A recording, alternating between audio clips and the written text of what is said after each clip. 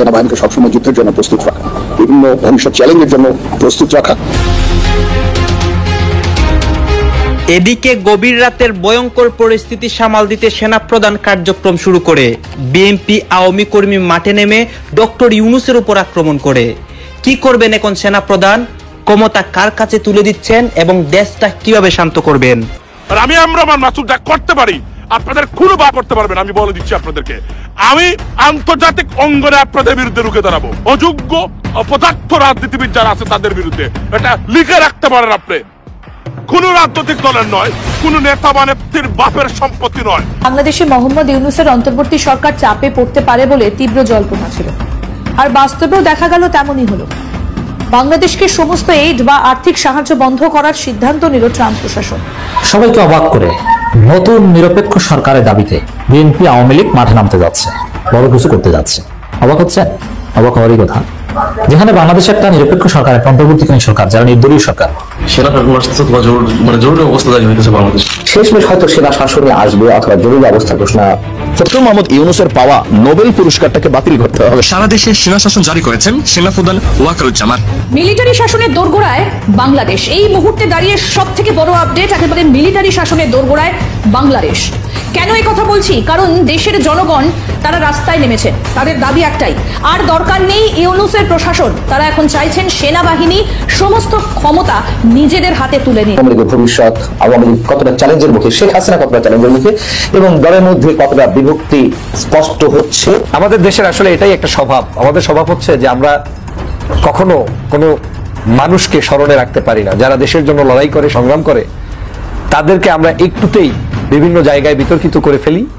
বিতর্কিত করে যে কোনো মূল্যে তাদেরকে অবনত রাখতে চাই, অপদস্থ করতে চাই, এবং বিপদকালীন সময় যারা আমাদের পাশে থাকে আমরা তাদেরকে সমাজ থেকে কাটছাট করার খুব একটা সুন্দর পরিকল্পনা করি। আসসালামু আলাইকুম রহমতুল্লাহ। সবাই কেমন আছেন? আশা করি সবাই অনেক অনেক ভালো এবং সুস্থ আছেন। সবাইকে স্বাগতম জানাচ্ছি আমাদের আরেক নতুন ভিডিওতে। প্রতিদিনের মতো আমি আপনাদের সিরিয়াত ফারুকি আবারও চলে আসলাম নতুন একটা ভিডিও নিয়ে। আজকের ভিডিও টাইটেল এবং থাম্বনেল দেখে ইতিমধ্যেই বুঝতে পেরেছেন আজকে কি বিষয়টা নিয়ে কথা বলবো। আজকে যে বিষয়টা নিয়ে কথা বলবো খুবই গুরুত্বপূর্ণ একটা বিষয়। তো দর্শক, ইতিমধ্যে আপনারা সবাই ভিডিওর শুরুতেই কিছু অংশ দেখেছেন ভিডিওর। একটু পর আমরা ভিডিওর বাকি অংশগুলো দেখবো। তার আগে আপনাদের ছোট একটি অনুরোধ জানিয়ে রাখতে চাই, যারা আমাদের ফারুকি অনলাইন ইউটিউব চ্যানেলটিতে এখন আছেন প্লিজ দরকার আমাদের চ্যানেল সাবস্ক্রাইব করে সাথে থাকবেন। আর বেশি কথা বাড়াচ্ছি না, আমরা ভিডিওর বাকি অংশগুলো একটু দেখে আসবো। হিস্টেরিয়া আমরা দেখছি। ভারতের সরকার তো বটেই, তার মিডিয়া। সত্যি বলতে ভারতের সরকার এবং মিডিয়াকে এখন আর আলাদা করার কিছু নেই। ভারতের মিডিয়াগুলো বহুদিন থেকেই, বেশ কয়েক বছর থেকেই ভারতেই গদি মিডিয়া বলে অভিহিত করা হয়, অর্থাৎ জনাব নরেন্দ্র মোদীর কোলে বসা মিডিয়া। তো তাদের মিডিয়াকে একটু পাত্তা না দিলেও একটু মাঝে মাঝে ফলো করা দরকার। তো আমরা বুঝতে পারি যে তারা আসলে বাংলাদেশ সম্পর্কে কি ন্যারেটিভ তৈরি করতে চাইছে। এটা কম বেশি ভারতের এস্টাবলিশমেন্টারি ন্যারেটিভ। সরকার অথবা ডিপ স্টেট কেউ না কেউ এই ধরনের একটা ন্যারেটিভ বাজারে ছাড়তে চাইছে। সত্য হোক মিথ্যা হোক, তাদের উদ্দেশ্যটা আমরা বুঝতে পারি। আজ তাক নামে একটা বাংলা চ্যানেল আছে ভারতীয়, যেখানে তারা এক অভিনব দাবি করেছে। তারা সরকারের, আওয়ামী লীগ সরকারের 3 জন গুরুত্বপূর্ণ ব্যক্তিকে নাম উল্লেখ করে বলেছেন যে এই মানুষগুলো শেখ হাসিনা পতনের সাথে জড়িত ছিল। দীর্ঘ একটা রিপোর্ট, এবং এর মধ্যে কাজের কথা খুব বেশি নেই। ইনিয়ে বিনিয়ে এটাকে লম্বা করা হয়েছে এবং সকল বিশেষজ্ঞকে এখানে আনা হয়েছে, তারা মিলে কথা বলছেন। সেখানে 3 জন ব্যক্তি হচ্ছেন জনাব আনিসুল হক, সাবেক আইনমন্ত্রী, সাদ্দাম হুসাইন, ছাত্রলীগের প্রেসিডেন্ট, এবং জনাব জুনায়েদ আহমেদ পলক, যিনি আইসিটি প্রতিমন্ত্রী ছিলেন। এই 3 জন নাকি বাংলাদেশের ওই সময়কার মুভমেন্টের সময় যারা এইসব মুভমেন্টে জড়িত ছিলেন তাদের সাথে যোগাযোগে ছিলেন, এবং তারা শেখ হাসিনার বিরুদ্ধে কাজ করেছেন। তাদের কথার ভিত্তিটা এইরকম যে বাংলাদেশের গোয়েন্দা সংস্থায় সামহাউ তাদেরকে ট্র্যাক করেছে, তাদের কথোপকথন রেকর্ড করেছে, সেটা সরকারের কাছেও নাকি দিয়েছিল। পরে এটা ভারতীয় গোয়েন্দাদের কাছে যায়, সেখান থেকে আজ তাকের হাতে এসছে। এবং ন্যূনতম বিশ্বাসযোগ্যতার জন্য যেটা উচিত হতো তাদের যে কিছু কিছু অংশ একটু পড়ে শোনানো, যে কার সাথে কি ধরনের কথাবার্তা রয়েছে। আর এরকম কিছু আমরা আসলে ওই রিপোর্টে দেখি না। রাদা 3টা নাম আমাদের সামনে আনা হলো, এবং সকল যে বিশেষজ্ঞ আছেন তিনিও আবার নানান রকম কনস্পিরেসি আবিষ্কার করছে। যেমন স্বাভাবিকভাবে একটা প্রশ্ন আসবে যে এর মধ্যে অন্তত দুজন তো গ্রেফতারকৃত আছেন, জনাব আনিসুল হক এবং জনাব পলক, দুজনই তো কাস্টাডিতে আছেন। তারা কেন কাস্টাডিতে আছেন? তারা যদি সরকারের বিরুদ্ধেই কাজ করে থাকেন এবং আন্দোলনকারীদের পক্ষেই থেকে থাকেন, তিনি বলার চেষ্টা করছেন এটাও একটা কৌশলের অংশ, সো দ্যাট আমরা এই মানুষগুলোর প্রতি কোন রকম কোনো সন্দেহ না রাখি, ইত্যাদি ইত্যাদি। মানে প্রশ্ন হচ্ছে এটা কি আমরা বিশ্বাস করি? উত্তর হচ্ছে না, একেবারেই না। কিন্তু এই কথাগুলো বলা হচ্ছে, আরো কাউকে কাউকে এই সামনে আনার চেষ্টা করা হবে। কিন্তু কেন করছে তারা? ওই যে শুরুতেই বলেছিলাম যে আসলে আমাদের একটু শোনার দরকার, একটু বোঝার দরকার যে তারা আসলে কি করতে চায়, তাদের ন্যারেটিভটা কি, তারা কি উদ্দেশ্য সফল করতে চায়। আমাদের কাছে এটা মনে হওয়ার স্বাভাবিক যে ভারতের দিক থেকে আওয়ামী লীগও, মানে ভারত মানে কিন্তু ভারত না, ভারত মানে আওয়ামী লীগ সহ একসাথে কিছু একটা, মানে আওয়ামী লীগ যদি কিছু মানুষকে তার শত্রু হিসেবে বা আমাদের সামনে এস্টাবলিশ করতে পারে, তাহলে যেটা দাঁড়াবে সেটা হচ্ছে তাদের সাথে আমরা যারা শেখ হাসিনা বিরোধী ছিলাম তাদের একটা ইন্টারাকশনের স্কোপ তৈরি হয়। মানে ধরুন আনিসুল হক, আওয়ামী লীগ এখন তাকে শত্রু জ্ঞান করছে এবং খুব সম্ভাবনা আছে যে আনিসুল হক বা পলক যারা এই মুহূর্তে আমাদের হাতের মধ্যেই আছে, তাদের বিরুদ্ধে আওয়ামী লীগের পক্ষ থেকে এবার বিষোদ্গার করার চেষ্টা হতে পারে যে এই লোকগুলি তাহলে আমাদেরকে ডুবিয়েছে, ওদেরকে আমরা এই করবো সেই করবো, সো দ্যাট আমাদের মনে হবে আনিসুল হক এবং পলক তো আসলে মানে আওয়ামী লীগের সাথে না, সে আমাদেরই পক্ষের লোক ছিল, এবং তার সাথে এই মানুষগুলোর প্রতি আমাদের এক ধরনের সফট কর্নার তৈরি হওয়ার প্রবাবিলিটি তৈরি হবে। তারা ভাবছেন হবে কিনা সেটা ডিফারেন্ট আলোচনা। ঠিক একইভাবে আমি ধারণা করি এরপর আরো বেশ কিছু মানুষকে এইভাবে ভিলেন হিসাবে আমাদের সামনে আনার চেষ্টা হবে গোয়েন্দা সূত্রের ভিত্তিতে বা অন্য কোনো না কোনো ফর্মে। এটার উদ্দেশ্যই হচ্ছে যাতে তাদের প্রতি বিক্ষোভ কমে আসে এবং তারা আস্তে আস্তে অপারেট করতে পারেন। যেহেতু এই দুজন মাঠে আছেন, এই দুজন যদি এরকম হয় যে তারা অভিযুক্ত, আওয়ামী লীগ অভিযোগ করছে, ভারত অভিযোগ করছে, আস্তে আস্তে তারা জামিন পেলেন, তারা বেরিয়ে আসলেন, তারা বেরিয়ে এসে আস্তে আস্তে আওয়ামী লীগের হয়ে কাজ করবেন, এই ধরনের কোনো উদ্দেশ্য, একই সাথে সাদ্দামকেও তারা যদি এরকম করে আস্তে আস্তে সাদ্দামকে পাঠায়, মেবি এরকম একটা উদ্দেশ্য তাদের আছে, আমাদেরকে বোকা বানানোর জন্য তারা এই চেষ্টা করছেন। ওই যে বললাম, যেহেতু এটা হচ্ছেই, এরকম আরো অনেক নাম আমাদের সামনে আসলে আসবে। কিন্তু যেটা হয় আসলে আমরা তো এত বোকা নই। বিশেষ করে তারা সেনা শাসনের কথা ঘুরে ফিরে বলছেন। তারা বলছেন, যেমন নাহিদ ইসলাম বলছেন যে সেনা শাসন আসার কোন সুযোগ নাই। আবার একই কথা উপদেষ্টা মাহফুজ আলম চাঁদপুরের জনসভায় বলছেন যে সেনা শাসন আসার কোন প্রেক্ষিত নাই। তো তারা সেনা শাসন নিয়ে এত কথা বলছেন কেন? ওই যে একটা গল্প আছে না, যে পাগল উঠছে নৌকায়, তাকে বলা হলো দেখিস নৌকা ডুবাই দিবি, এখন পাগল কয় ও ভালো কথা, আমি তো ভুলে গেছিলাম, মনে করাই দিছিস ভালো, দেখছে না নৌকা ডুবাই। তো এখন তারাও এরকম যে সেনাবাহিনী তারা কাজে ব্যস্ত, অযথাই গিয়ে তাদেরকে না সেনারা আসবে না, মানে তাদেরকে মনে করাই দিতেছে। আর তারা তাইলে আমরা আসি, ওই যে ঠাকুর ঘরে কেড়ে আমি কলা খাই না। এখন অতীতে আমরা সেনা শাসন দেখেছি, আমাদের দেশে রক্তপাত দেখেছি, গণতন্ত্রের শূন্যতা দেখেছি। সেনা শাসন যদি ভালো হতো তাহলে তো ডেমোক্রেটিক গভর্নমেন্টের দরকার হতো। সেনাদের কাজও সেটা না, শাসন করা।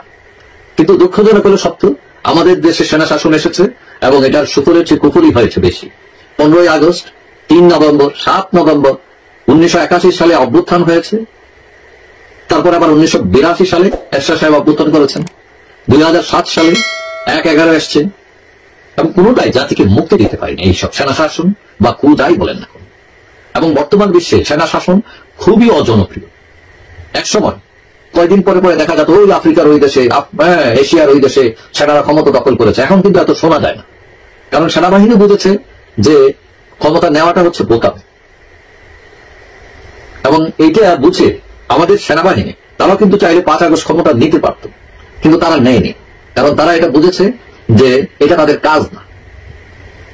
এখন ছাত্র উপদেষ্টারা কথায় কথায় সেনা শাসনের সম্ভাবনার কথা বলছেন। কেন বলছেন যে সম্ভাবনা নাই? নাকি এটা দিয়ে একটা ইস্যু তৈরি করতে চাচ্ছেন তারা? না, এখানে কোনো ফায়দা আছে? সেনাবাহিনীকে ইতিমধ্যে ম্যাজিস্ট্রেসি ক্ষমতা দেওয়া হয়েছে, তারা সরকারকে বিভিন্নভাবে সহযোগিতা করছে। এখন তাদের কাজ তাদের করতে দেওয়াটাই ভালো। ওই যে কথায় আছে না, বনেরা বন্যে সুন্দর, শিশুরা মাতৃক্রুরে। সেনাবাহিনী তার সেনা ছাউনিতে এসে ভালো, তাকে সুন্দর দেখায়। সে রাজপথে নামবে কেন? সে পলিটিক্সে ইন্টারফেয়ার করবে কেন? পলিটিক্স তো তার কাজ না, এটা পলিটিশিয়ানরা করবে। এখন পলিটিশিয়ানরা যদি কথায় কথায় না সেনাবাহিনী আসবে না, প্রেক্ষিত নাই, পটভূমি নাই, তো তারা কি বলছে আপনাদেরকে যে না আমরা আসতে চাই? তা আপনি এগুলো বলছেন কেন?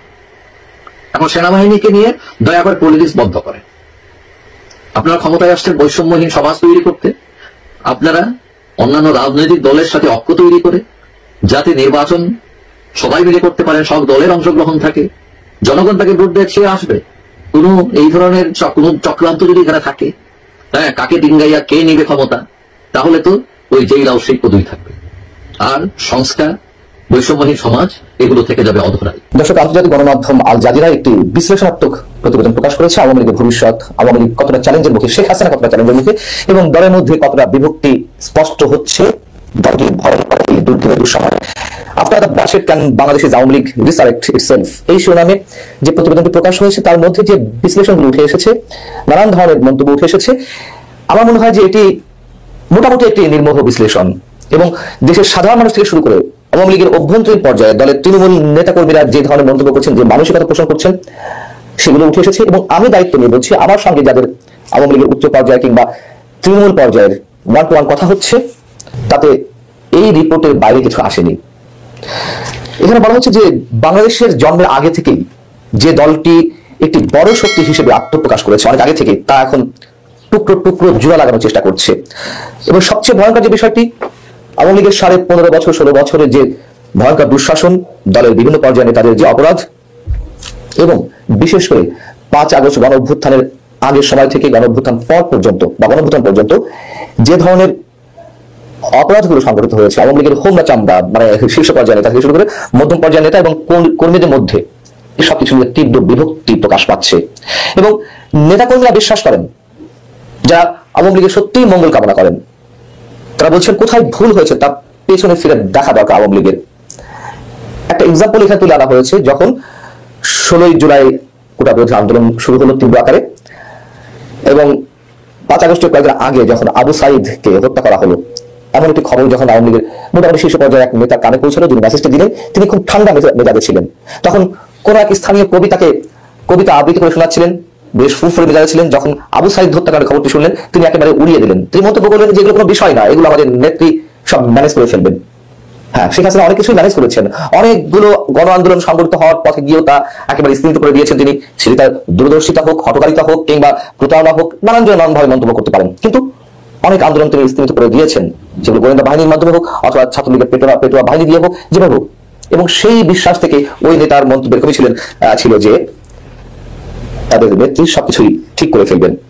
মাঠ পর্যায়ে কি হচ্ছে তারা কখনোই আমলে নিতে চাননি। অথচ নির্মম পরিহাস ভাগ্যের এটি যে এর মাত্র 3 সপ্তাহ পরেই, আবু সাইদ হত্যাকাণ্ডের 3 সপ্তাহ পরেই গণ অভ্যুত্থানের মুখে আওয়ামী লীগকে ভয়ঙ্কর দুঃসময়ের মুখোমুখি হতে হলো, শেখ হাসিনাকে দেশ ছেড়ে চলে যেতে হলো। অজ্ঞাত স্থান থেকে অনেকেই বিভিন্ন গণমাধ্যমে কথা বলছেন, সামাজিক যোগাযোগ মাধ্যমে তাদের অডিও রেকর্ড ছড়িয়ে দিচ্ছেন। তাদের একজন হচ্ছেন দলের যুগ্ম সাধারণ সম্পাদক বাহাউদ্দিন নাসিম। বাহাউদ্দিন নাসিমের কাছে আল জাজিরা যে প্রশ্নগুলো করেছিল এবং বিভিন্ন জায়গায় তিনি বলছেন যে আমরা আন্তর্জাতিক ষড়যন্ত্রের শিকার, এটি শীঘ্রই প্রমাণিত হবে। তবে তিনি কাকে বা কোন দেশে দায়ী করছেন আল জাজিরা বলছে তিনি তা সুনির্দিষ্টভাবে বলেননি। তার এমন মন্তব্যের পর বিশ্লেষকরা বলছেন তাদের দলের নেতৃত্বে যে ব্যর্থতা এবং জনগণের অভিযোগগুলো সমাধানে তাদের যে অক্ষমতা তা ফুটে ওঠে এমন প্রত্যাখ্যানের মধ্য দিয়ে। বিদেশি ষড়যন্ত্র অবশ্যই ছিল, আমরা বিশ্বাস করি। বিদেশি ষড়যন্ত্রগুলো যারা বাস্তবায়ন করেছে হাতে গোনা কিছু মানুষ নিশ্চিত, তাই না? এটা আমি নিজেও বিশ্বাস করি। কিন্তু আওয়ামী লীগের দুঃশাসনের বিরুদ্ধে যে সাধারণ মানুষ পথে নেমে এসেছিল, আওয়ামী লীগের পরিবারের অনেক সদস্য ক্ষুব্ধ হয়ে অতিষ্ঠ হয়ে তারা শেখ হাসিনার পতনের জন্য রাজপথে নেমে এসেছিলেন, এই কথাগুলো মিথ্যে, এইগুলো তারা বিবেচনা নিচ্ছে না। এবং উল্টো তৃণমূল পর্যায়ের নেতাকর্মীদের দূরে সরিয়ে রাখা হচ্ছে, তাদের যে উপলব্ধি, তাদের যে মানসিকতা, সেগুলোর প্রতি কোনো ধরনের মূল্যায়ন করা হচ্ছে না। এবং আওয়ামী লীগ যে 15.5 বছর টানা ক্ষমতায় ছিল, সেই সময় তো নানানভাবে আলোচিত হয়েছে যে দলের ত্যাগী নেতাকর্মীদেরকে দূরে সরিয়ে রাখা হচ্ছে। হাইব্রিড এবং সুযোগ সন্ধানী এবং শীর্ষ পর্যায়ের কিছু নেতা তারা তাদের আখের গোছানোর জন্য দলের ভালো মন্দ কিছুই চিন্তা করেননি। এবং এই যে দলীয় তৃণমূলী নেতাকর্মীরা তারা এখনো আত্মগোপনে রয়েছেন, তাদের যে এখনকার ভয়ঙ্কর জীবনযাপন সেটিও আওয়ামী লীগের শীর্ষ নেতারা বিবেচনা দিচ্ছেন না, বরং তাদের বিভিন্ন ধরনের হঠকারী মন্তব্যে এই নেতাকর্মীরাই বিপদে পড়ছেন। এবং একটা সুসংগঠিত রাজনৈতিক শক্তি থেকে কিভাবে টপ ডাউন কাঠামোতে আওয়ামী লীগ রূপান্তরিত হলো, সেই বিষয়গুলোই এই প্রতিবেদনে উঠে এসেছে। তৃণমূলের নেতাকর্মীরা বলছেন, যাদের অনেকে সাক্ষাৎকার নেওয়া হয়েছে, অনেকে নাম প্রকাশ করেছে, অনেকে নাম প্রকাশ করেননি, তাদের যে মন্তব্য তা হচ্ছে এই যে বাস্তবতাকে অস্বীকার করা, যে ভুলগুলো হয়েছে সেগুলো এখনো এক পেশে দৃষ্টি দেখা হচ্ছে, শুধুমাত্র আন্তর্জাতিক শক্তির ষড়যন্ত্রের উপরে ছেড়ে দেওয়া হচ্ছে। দলের যে 15-16 বছরের নানান পর্যায়ের ভুল সেগুলো বিশ্লেষণ করা হচ্ছে না। এই কারণে এই দল জনগণের সেন্টিমেন্ট হারিয়েছে। 5 আগস্ট যখন শেখ হাসিনার হেলিকপ্টার উড়াল দেন, সেই সময় এই দৃশ্য টেলিভিশনে প্রত্যক্ষ যারা করেছেন তাদের মধ্যে খুলনা ছাত্রলীগের একজন শীর্ষ পর্যায়ের নেতা, তার মন্তব্য এখানে তুলে আনা হয়েছে। তিনি বলছেন যে যখন টেলিভিশন নাটকীয় ওই পলায়নের দৃশ্য সম্প্রচার হচ্ছিল, তখনও কিছু নেতাকর্মীকে নিয়ে আমি খুলনা রাজপথে অবস্থান করছিলাম। আমি আমাদের একজন সিনিয়র নেতা স্থানীয় এমপিকে ফোন করার চেষ্টা করলাম, কিন্তু তার ফোন বন্ধ ছিল। তিনি বলেন ঠিক ওই মুহূর্তে আমার মনে হলো আমাদের সঙ্গে প্রতারণা করা হয়েছে। এবং যখন ছাত্রলীগকে নিষিদ্ধ করা হলো গত 23 অক্টোবর নির্বাহী আদেশে, তখন তাদের যে ভয়ঙ্কর পরিস্থিতি, কিভাবে আরেক সিনিয়র নেতা খুলনার ছাত্রলীগের, তার কথা উল্লেখ করা হচ্ছে, কিভাবে গোপালগঞ্জে গোপনে পৌঁছে তারপর থেকে ঢাকা ফিরে এলেন এবং কিভাবে নিজেকে সবকিছু থেকে বিচ্ছিন্ন রাখতে তার ফেসবুক অ্যাকাউন্ট বন্ধ করে দিলেন, তার ফোন নম্বর সহ সবকিছু পাল্টে দিলেন। সে বলছেন দল আমাদের পরিত্যাগ করেছে, আর কখনো রাজনীতিতে ফিরবো না। সারা দেশের তৃণমূল পর্যায়ের নেতাকর্মীদের মধ্যে তাদেরকে পরিত্যাগ করার একই রকম অনুভূতি ব্যক্ত করেছেন আরো অনেকে। এই প্রতিবেদনে যাদের কথা বলে এসেছে এবং বহু নেতাকর্মী এখনো নীরব। কৃষক লীগের সহকারী সম্পাদক সামিউল বাশির, তিনি সামাজিক যোগাযোগ মাধ্যমে সরব রয়েছেন, তার বক্তব্য এখানে আনা হয়েছে। তিনি আল জাজিরাকে বলছেন কমিটেড নেতাকর্মীকে বছরের পর বছর এক পেশে করে রাখা হয়েছে। 2014 সাল থেকে সুযোগ সন্ধানীরা এবং স্থানীয় এমপিদের পরিবারের সদস্যরা তৃণমূল পর্যায়ে দলীয় কাঠামোতে আধিপত্য বিস্তার করেছে, এর ফলে বিপর্যয় সৃষ্টি হয়েছে। এবং একই রকম মন্তব্য আওয়ামী লীগ প্রতি চিকিৎসকদের একটি সংগঠন, তিনি নাম প্রকাশ করেননি। তিনি বলছেন যারা দলীয় মুখপাত্র হয়ে উঠেছে তাদের কর্মকাণ্ড এবং ব্যবহৃত শব্দগুলো বিপর্যয়কর ছিল দলের জন্য, বিশেষ করে গত কয়েক বছর। দলের ব্যর্থতার বিষয়ে এটি ছিল নির্মম বাস্তবতা। এবং সিদ্ধান্ত গ্রহণের ক্ষেত্রে আমাদের দল প্রচন্ডভাবে নির্ভর করেছে গোয়েন্দা রিপোর্টের উপরে। কিভাবে সিদ্ধান্ত নেওয়া হবে, কারা সিদ্ধান্ত নিচ্ছেন সে বিষয়ে শীর্ষ নেতাদেরকে দেখেছি তারা অবহিত নন। তোমার শীর্ষ নেতারা যখন একত্র আধিপত্য কায়েম করছিল, তাদের অনেকে আবার অনেক কিছু জানতে না কোন সিদ্ধান্ত কোন জায়গা থেকে আসছে। এবং আমি আমার জায়গা থেকে বলতে পারি 2018 সালের আগে আওয়ামী লীগের শীর্ষ নেতা তুফাইল আহমেদ আমার সঙ্গে বলছিলেন, আমি 2018 সালে 2014 সালের কথা বলছি, নির্বাচন আগে, যে কোথেকে কি সিদ্ধান্ত নেওয়া হচ্ছে আমরা কিছুই জানি না। 2014 নির্বাচন হবে কিনা সেই জায়গা থেকে আমার প্রশ্ন ছিল। তিনি বলেছিলেন শেখ হাসিনা কাউকে বিশ্বাস করেন না এবং শেখ হাসিনা যে কার মতামত নিয়ে চলেন আমরা এখনো ধোঁয়াশার মধ্যে রয়েছি। এটি আমার নিজের অভিজ্ঞতা থেকে বলছি। এবং কমিটিগুলো চলেছে মেয়াদোত্তীর্ণ কমিটি দিয়ে। মন্ত্রিসভার দিকে যদি আমরা তাকাই, আমরা দেখলাম যে 2014, 2018, 2024 যারা মন্ত্রিসভায় স্থান পেয়েছেন, ঘুরে ফিরে প্রায় একই মুখ বেশি সংখ্যায় আমরা দেখেছি। এবং বিশেষ করে 2018 সালের পরে আওয়ামী লীগ সরকারের যে মন্ত্রীরা ছিলেন পরিষদে, তাদের অধিকাংশ রয়ে গেলেন 2024 মন্ত্রিসভায়। মানে চলছে একনায়কতন্ত্র কায়েম হয়েছিল, স্বেচ্ছাচারিতা কায়েম হয়েছিল, শেখ হাসিনা ব্যবহার করে যাচ্ছিলেন, কোনো কিছুই তিনি পরোয়া করছিলেন না, চলছে, তিনি একাই সর্বা। এগুলো শুনতে অনেকে খারাপ লাগতে পারে। এখনো বরাঙ্গ কিছু ব্যক্তি আছেন যারা আওয়ামী লীগের দোষ ত্রুটি চোখেই দেখে না। তারা বর্তমান সরকারের সঙ্গে অনেক কিছু মেলানোর চেষ্টা করে। বর্তমান সরকারের দুঃসময়ের সঙ্গে বা মানুষের যে দুঃসময়গুলো চলছে এখনো পর্যন্ত, যে সত্য কথা, সেটিকে উদাহরণ হিসেবে নিয়ে এসে আওয়ামী লীগের যে দুঃশাসন সেটিকে জায়েজ করার কোনো সুযোগ নেই। এবং ইন্ডিয়ান এক্সপ্রেসকে দেওয়া সাক্ষাৎকারে যে সাবেক স্বরাষ্ট্রমন্ত্রী আসাদুজ্জামান খান কামাল বলেছিলেন যে ইসলামপন্থী সন্ত্রাসী এবং সেনাবাহিনীর যৌথ অভ্যুত্থান ঘটেছে, এটিও তার একটি উজ্জ্বল দৃষ্টান্ত যে এখনো আওয়ামী লীগের শীর্ষ পর্যায়ে নেতারা তাদের ভুল ত্রুটিগুলো ভালো করে বিশ্লেষণ করছেন না, গভীরে যাচ্ছেন না, এখনো তার দোষারোপের জায়গা রয়েছে অন্যের প্রতি। আবার বলি, অবশ্যই দেশি ষড়যন্ত্র ছিল, অবশ্যই একটি কথিত ইসলামী শক্তি মাথা চা দিয়ে উঠছে, মৌলবাদী আস্ফালন ঘটেছে এবং তাদের একটা ষড়যন্ত্র থাকতে পারে। কিন্তু সাথে সাথে আবার মনে করিয়ে দিই, সাধারণ মানুষ থেকে শুরু করে আওয়ামী লীগের অসংখ্য তৃণমূলের নেতাকর্মী এবং আওয়ামী পরিবারের সদস্যরা কিন্তু 5 আগস্ট গণঅভ্যুত্থানের সঙ্গে তারা নিজেরা শরীক হয়েছিলেন। এটি বাস্তবতা। এখন বিষয় হচ্ছে যে নির্বাসনে থাকা শেখ হাসিনা আবার ফিরে আসবে কিনা। এই রিপোর্টে যদি বলা হয়েছে আল জাজিরা যে 1975 বঙ্গবন্ধু হত্যাকাণ্ডের পরে যে ভয়ঙ্কর দুঃসময়ের মুখোমুখি আওয়ামী লীগ হয়েছিল, তিনি ফিরে এসেছেন, তিনি দলকে সুসংগঠিত করেছেন, কিন্তু ক্ষমতা আসতে 21 বছর সময় লেগেছে। এখনকার যে বাস্তবতা, আমি নিজেও বলেছি আওয়ামী লীগ হয়তো ঘুরে দাঁড়াবে রাজনীতিতে, কিন্তু ক্ষমতা আসাটা এত সহজ হবে না যদি তারা তাদের বিশ্লেষণগুলো, নিজেদের ভুল ত্রুটিগুলো সেভাবে তুলে না নিয়ে আসে। 5 আগস্ট থেকে ভারতের আশ্রয়ে রয়েছেন বাংলাদেশের সাবেক প্রধানমন্ত্রী শেখ হাসিনা। তার অবস্থান এবং দেশে ফেরত আনার বিষয়ে নয়াদিল্লিকে চিঠি দিয়েছে ঢাকা, কিন্তু এতে সাড়া দেয়নি মোদী সরকার। সেই আগস্ট থেকেই ভারতের সাথে এক ধরনের মনোদ্বন্দ্ব চলছে। এর মধ্যে সীমান্ত উত্তেজনা তো রয়েছেই। এমন পরিস্থিতির মধ্যে বাংলাদেশের অন্তর্বর্তী সরকারের প্রধান উপদেষ্টা অধ্যাপক ডক্টর মোহাম্মদ ইউনূসকে চিঠি দিয়েছেন নরেন্দ্র মোদী। মূলত নববর্ষ 2025 উপলক্ষে বছর শুরুর প্রায় 1 মাস পর এই শুভেচ্ছা জানিয়েছেন তিনি। ডক্টর ইউনূসকে লেখা এই চিঠিতে ভারতের প্রধানমন্ত্রী বলেন নতুন বছরের শুভেচ্ছা। সোমবার এই তথ্য জানিয়েছেন প্রধান উপদেষ্টার উপপ্রেস সচিব আবুল কালাম আজাদ মজুমদার। তিনি উল্লেখ করেন এই শুভেচ্ছা বার্তা কূটনৈতিক চ্যানেলের মাধ্যমে এসেছে। এর আগে 8 আগস্ট অন্তর্বর্তীকালীন সরকারের প্রধান উপদেষ্টা হিসেবে শপথ নেওয়া ডক্টর মোহাম্মদ ইউনূসকে শুভকামনা জানান নরেন্দ্র মোদী। বাংলাদেশের রাজনীতি জটিল থেকে জটিলতর হচ্ছে এবং এতটা জটিল হয়ে পড়েছে যে এটার কোনো পলিটিক্যাল সমাধান আমার কাছে এই মুহূর্তে আছে বলে মনে হচ্ছে না। যথাসময়ে একটা নির্বাচন হবে, সেই নির্বাচনটা সুষ্ঠু হবে, নিরপেক্ষ হবে এবং জনগণ দল বেঁধে মনের আনন্দে, বিজয়ের আনন্দে তার পছন্দের প্রার্থীকে ভোট দেবে। এইরকম অবস্থা বাংলার কোনো জনপদে নেই। প্রায় সব জায়গাতেই বিএনপির একাধিক প্রার্থী আছেন এবং থাকবে, এবং এটি ক্রমশ বাড়তে থাকবে। এবং প্রতিটি নির্বাচন এলাকাতে ঠিক 2024 সালে আওয়ামী লীগের যে দুরবস্থা হয়েছিল, যে নিজেদের প্রার্থীর মধ্যে রক্তক্ষয়ী সংঘর্ষ, এবং সেই সংঘর্ষ শেখ হাসিনা নিজের হাতে বন্ধ করার চেষ্টা করেছেন এবং তার সমস্ত প্রশাসন, মিলিটারি পাওয়ার দিয়ে তারপরেও তিনি বলতে গেলে 99.99% ব্যর্থ হয়েছেন এবং আওয়ামী লীগকে সর্বনাশ করে দিয়েছে 2014 সনের এই একতরফা আমির নির্বাচন। একইভাবে বর্তমান যে পরিস্থিতি, সেখানে প্রশাসনের উপর বিএনপির কোনো কমান্ড নেই এবং দলের প্রতিও বিএনপির যে এরকম কমান্ড আছে যে তার কথা মতো সমস্ত স্বতন্ত্র প্রার্থীরা উইথড্র করবে, এরকম মনে হচ্ছে না। ফলে প্রতিটি ক্ষেত্রেই 2 জন 3 জন 4 জন 5 জন করে শক্তিশালী প্রার্থী দাঁড়িয়ে যাবে এবং তারা মরে যাবে, একে অপরের জন্য জীবন দিবে, মানে প্রতিপক্ষের জন্য জীবন দেবে, কিন্তু নির্বাচনে মাঠ ছাড়বে না। এটি মারাত্মক প্রতিক্রিয়া তৈরি করবে বিএনপি নামক দলটির অস্তিত্বে। 2 নম্বর হলো এই যে বিএনপির যে অন্তর্ঘাত বা তাদের যে শক্তিমত্তা বা তাদের জনপ্রিয়তা, হোয়াটএভার মেবি, আপনি যা কিছু বলেন না কেন, প্রতিটা এলাকাতে তারা যে আধিপত্য বিস্তার করে আছে, ভোটের ময়দানে এই আধিপত্যকে চ্যালেঞ্জ করার মতো কোনো রাজনৈতিক বিকল্প শক্তি এই মুহূর্তে নেই। জামাত এই মুহূর্তে জনপ্রিয়তা অর্জন করার চেষ্টা করছে, তারা সাংগঠনিকভাবে তৎপরতা দেখাচ্ছে, কিন্তু এটা তৃণমূলে নয়। এমনকি ডক্টর শফিকুর রহমান, জামাতের আমির, তিনি যদি মিরপুরের যে সিটটিতে দাঁড়াবেন, ধরেন একটা সিটটিতে তিনি দাঁড়াবেন, এখন সেই সিটে যদি ডিপজল প্রার্থী হয় কিংবা ইলিয়াস মোল্লার যে ভাই তিনি প্রার্থী হন কিংবা এস এ খালেক সাহেবের ছেলে সাজু, মানে মিরপুরতে যে কয়েকটি সিট আছে ওনারাই সাধারণত প্রার্থী হন, এস এ খালেকের পরিবার আর মোল্লা পরিবার। তো মোল্লা পরিবার মানে এখলাস উদ্দিন মোল্লা, ইলিয়াস মোল্লার বড় ভাই। এখলাস উদ্দিন মোল্লা বিএনপি করেন, আবার ইলিয়াস মোল্লা আওয়ামী লীগ করেন।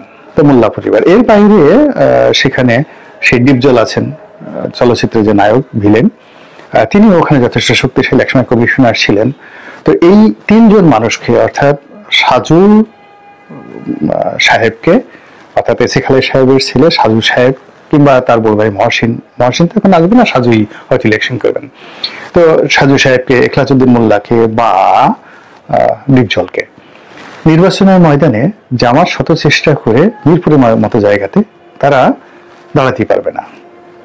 ধানমন্ডির কথা চিন্তা করেন, সেখানে অন্তত 5 জন প্রার্থী আছে বিএনপির, ধানমন্ডিতে 5 জন প্রার্থী আছে এবং এদের অর্থবিত্ত ক্ষমতা সবকিছু আছে।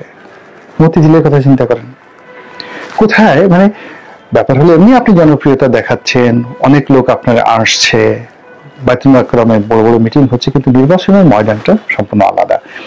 যখনই নির্বাচনের ময়দানটা যাকে বলে প্রতিযোগিতা শুরু হয়ে যাবে, পুরো জিনিসটাই বিএনপির নিয়ন্ত্রণে চলে যাবে এবং সেই যে নিয়ন্ত্রণে চলে যাবে, মাঠে কোনো প্রতিদ্বন্দ্বী নেই, এটি বিএনপির জন্য মারাত্মক বিপর্যয় হয়ে পড়বে, আইন শৃঙ্খলার জন্য মারাত্মক বিপর্যয় হয়ে পড়বে। নির্বাচন পূর্ববর্তী সময় এবং নির্বাচন পরবর্তী সময়ে কয়জন বাঁচে, কয়জন টিকে এবং কি পরিস্থিতি হয়, এটা নোবডি নোজ। 1 2 নম্বর হলো যে নির্বাচন পূর্ববর্তী সময় এখন প্রতিদিনই পরিস্থিতি অবনতি হচ্ছে, আইন শৃঙ্খলা, শিক্ষা প্রতিষ্ঠানগুলোতে অস্থিরতা, অর্থনীতি একেবারে খুবই খারাপ অবস্থা।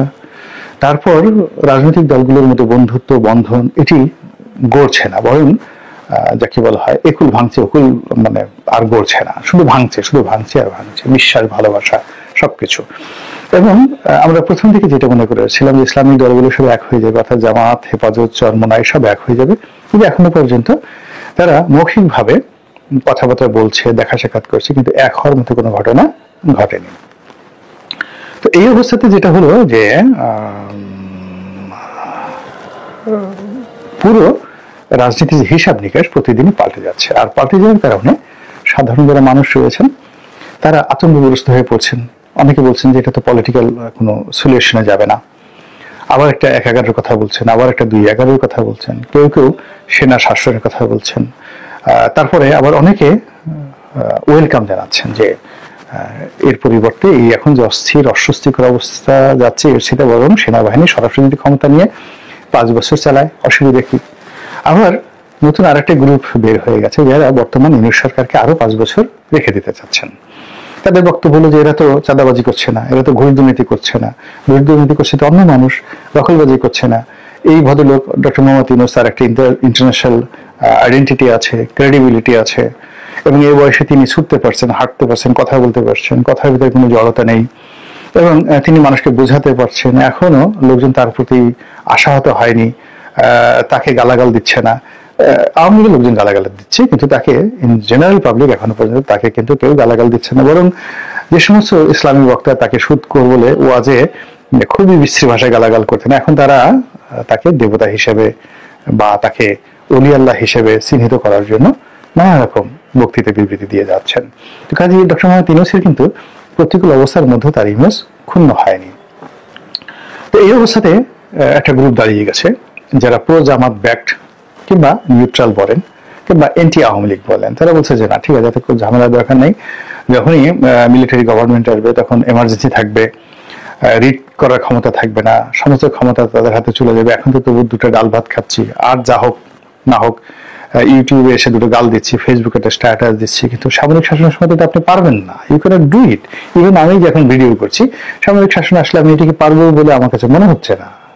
পারি যদি সেটা সৌভাগ্যের বিষয়, আর না পারলে দুর্ভাগ্যের বিষয়। কিন্তু বাস্তবতা হলো যে আমি এখন এই জমানাতে আমার কথা বলছি, শেখ হাসিনাকে জমানাতেও আমি কিন্তু কথা বলেছি। এই যে এখন যেভাবে কথা বলছি, শেখ হাসিনাকে সরাসরি আক্রমণ করে কথা বলেছি, গত 2009 থেকে একেবারে 24 পর্যন্ত।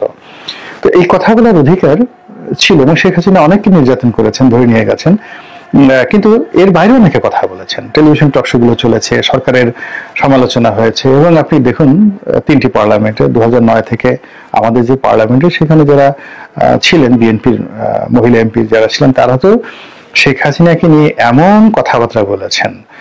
সৈয়দ আসিফা পাপিয়া যিনি আছেন, তিনি তো একদিন বলেই বসলেন যে তিনি মানে এমন একজন লোক যে বিয়েই মানে মোশাররফ সাহেবের সাথে প্রেম করার জন্য সেই মোশাররফ সাহেবের কোলে গিয়ে বসার জন্য মোশাররফ সাহেবকে দিয়ে তার স্ত্রীকে হত্যা করিয়েছেন। পার্লামেন্টে তিনি এই কথা বলেছেন শেখ হাসিনার উপস্থিতিতে। কিংবা এই যে 18 সনের যে নির্বাচন হলো, সেই নির্বাচনে আপনি গিয়ে দেখুন যে সেখানে কাজী ফিরোজ রশিদ, তারপর মুজিবুল হক চূন্য, তারপর জনাব হারুন সাহেব কিংবা রুমিন ফারহানা, তারা কিন্তু সরকারকে এক চুল ছাড় দেননি। মানে যেভাবে সমালোচনা করা দরকার একটা শক্তিশালী বিরোধী দল পার্লামেন্টে যেভাবে করে, এই 5-6 জন লোক, কাজী ফিরোজ রশিদ, মানে কাজী ফিরোজ রশিদ তো সমস্ত রেকর্ড ব্রেক করা তার সেই বক্তব্য পার্লামেন্টে। মানে তিনি সবসময় তিনি 2014 থেকে এইভাবে বলে আসছেন, বরং 2009 সনে তারা অত বলতে পারেন। 2014 সনে বা 2018 সনে কাজী ফিরোজ রশিদের যে ভূমিকা পার্লামেন্টে শেখ হাসিনার বিরুদ্ধে, আপনি শুধু বক্তব্যগুলো দেখেন, হয়তো জাতীয় পার্টির কারণে আপনি স্মরণ করছেন না। কিংবা প্রিয় দর্শক, এই বিষয়টা নিয়ে আপনার মতামত জানতে চাই, কমেন্ট সেকশনে জানাতে ভুলবেন না। আমাদের চ্যানেলে নতুন থাকলে চ্যানেল সাবস্ক্রাইব করে সাথে থাকবেন। এই বিষয়টা নিয়ে আপনার প্রতিক্রিয়া দ্রুত কমেন্টে জানিয়ে ফেলুন। দেখা হবে কোনো ভিডিওতে। ভালো থাকবেন, সুস্থ থাকবেন। আল্লাহ হাফেজ।